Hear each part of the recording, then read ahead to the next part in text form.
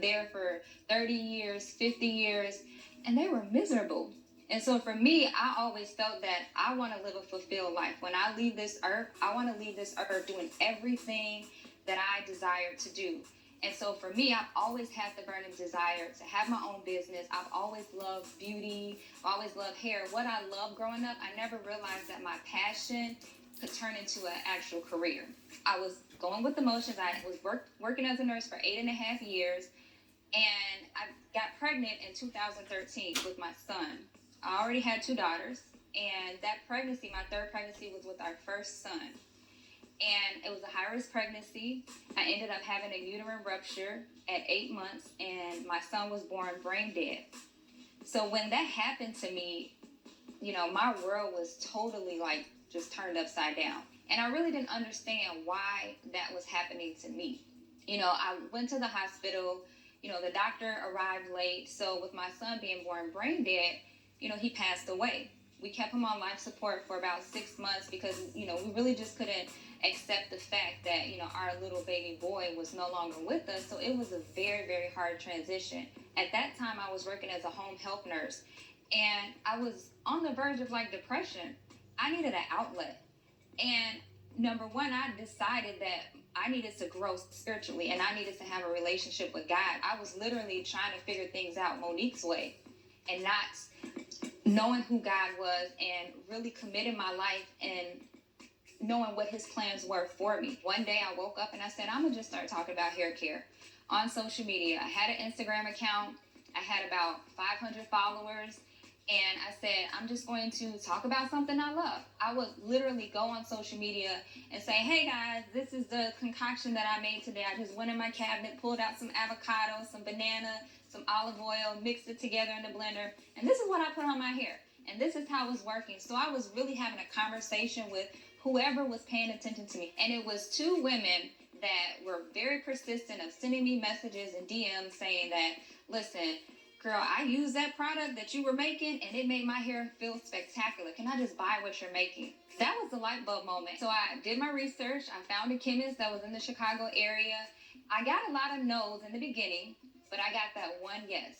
And that one yes is what set Mael off because she believed in my vision. It was a Black chemist. She believed in my vision. And she helped me create something and put the chemistry behind it. And I started with one product, which was our mint almond oil. I launched a website. I found a web designer, and I was very determined. I read pretty much every book that I can find about how to market, how to, build a brand. I didn't have any business background, didn't come from a family of entrepreneurs. I come from the struggle. So to come from nothing, my father was addicted to drugs, my mom struggled, and to be able to change the trajectory of my life was it's nothing but a blessing from God. And that's how I know that this is what I have always been called to do. And my nursing journey, it allowed me that science background. It allowed me to have that education to know and to understand the body, what works on the hair, what doesn't work, how does the hair growth cycle work. So understanding that science also helped me to create great products. And the day that I launched on May 23rd, that one bottle of oil sold out and it kept selling. I was selling product and didn't have the product. That's how crazy it was. One of the reasons why I wanted to create Mael is because I felt that as Black women, the myth is that Black hair can't grow. And so I want to dispel that myth that Black hair can grow if you take care of it, if you nourish it, if you use the proper products, if you really take care of your body and your diet, your hair can thrive. A lot of things that we do to prevent our hair from growing are mechanical things. When we think about the external factors, so when you think about, okay, what type of hairstyles are you putting on your hair? Are you giving your hair a rest? What type of oils are you using on your hair? Now let's go to the internal aspect. How is your diet? When's the last time you've had a physical? Have you had your iron checked? Have you had your thyroid level checked? Are you on blood pressure medication? So, we have to look at the body holistically. And that's why I always look at hair care from a holistic approach when I talk to women. The Secret Sauce to Success Academy was a platform that I wanted to create to give back. So I started with my podcast, and I would record on my podcast just different tips about like business, about branding, things that I have experienced as a business owner, to just help other entrepreneurs and business owners pursue their dreams and to give them like steps that they can take to accomplish whatever it is that they're desiring to do. And the reason why I called it the secret sauce is because the secret sauce to anything that you do is really you. And I think that we tend to forget that. What makes you unique, what makes your brand unique is you.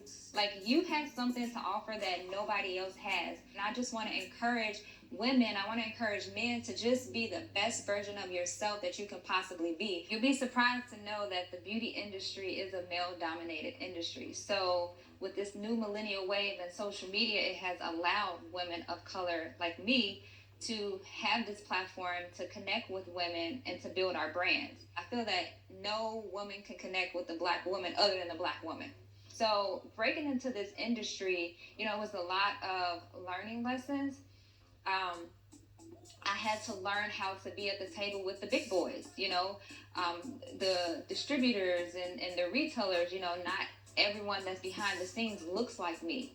And so it was a little intimidating to go into rooms and have to talk about my brand to men and talk about beauty. And I felt like, how can you understand and relate to the beauty space? Like, this is our space. I wanted to change that narrative, and the power of social media allowed me to do that. Being a mom is one of my biggest joys. Like, nothing tops being a mom. Both of my daughters were born on my birthday, and it wasn't on purpose. And so that's how special they are to me. And one of the things I just really pride myself in is being a great example for them. I don't want my daughters to look to social media or to look to reality TV and feel like that's who they have to be. Like, I want them to look at their mom and say, my mom, she has a business, she's a wife, she still raises us, and she is going after her dreams. I have inspired both of my daughters to be entrepreneurs and to not just do the normal everyday of what I was taught growing up. And that's really fulfilling to me, and to see how my oldest daughter, she has a social media page and she uses her platform for good. They are so motivated and they're so driven, and they're like, listen, I can do whatever it is that I want to do because my mommy does it. I think that as a society, as a community, we have to start coming together more as Blacks, supporting each other and not being so quick to tear each other down over the littlest things. And if we want to provoke the change that we need, we talk about Black Lives Matter, we also have to make sure that we're lifting each other up as well too, because that's where it starts. We have to take care of home. We have to make sure that we're doing our part and we're developing our community. We have started a campaign, which is our More Than a Strand campaign, that allows us to create a $1 million fund to pour back into women entrepreneurs, men entrepreneurs that were affected by the riots, the civil unrest that our world has been going through. A lot of businesses were ruined, and we want to create this fund to help rebuild those businesses, because I feel that when we start teaching our community and talking about how do we create generational wealth, how do we continue to provoke change, how do we continue to educate our community, it starts there first. That's how we can continue to overcome oppression. We have to do a better job, and again, I'm doing my part and making sure that I'm committed to doing my part of bringing those that are oppressed up on my journey, because if my success means nothing if I don't bring people up on my journey to success as well, and especially those that look like me.